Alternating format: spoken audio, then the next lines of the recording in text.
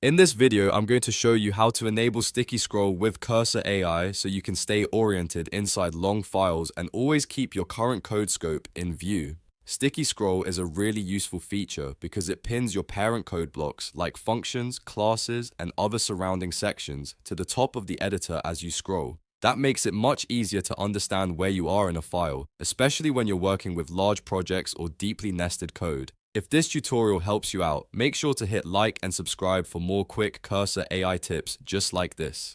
Now let's jump in. First, open the Cursor application on your computer. Once Cursor is running, you'll want to look at the top menu bar. From there, go to View. Inside the View menu, find Appearance. This is where Cursor keeps a lot of its editor display options, including visual features that help improve your coding workflow. When the Appearance submenu opens, look for Sticky Scroll. You may see Sticky Scroll listed as an option you can toggle. Click on it once to turn it on. If it was already enabled, clicking it again will turn it off. That's all it takes. As soon as Sticky Scroll is active, Cursor will start pinning the relevant parent blocks to the top of your editor while you move through the file. So if you're scrolling through a long function, you'll still be able to see the function header and surrounding structure above your current line. This is especially helpful when you're debugging, refactoring, or reviewing code that has multiple layers of indentation.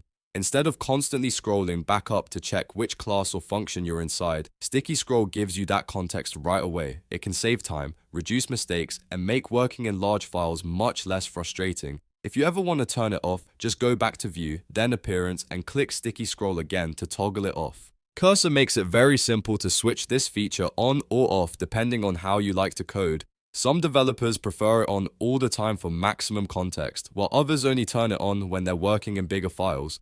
Either way, it's a great feature to know about. And that's it. You've now enabled Sticky Scroll with Cursor AI. A small setting like this can make a big difference in how comfortably you navigate code. If you found this video useful, please give it a like, subscribe to the channel, and turn on notifications so you don't miss the next Cursor AI tutorial. Thanks for watching, and I'll see you in the next one.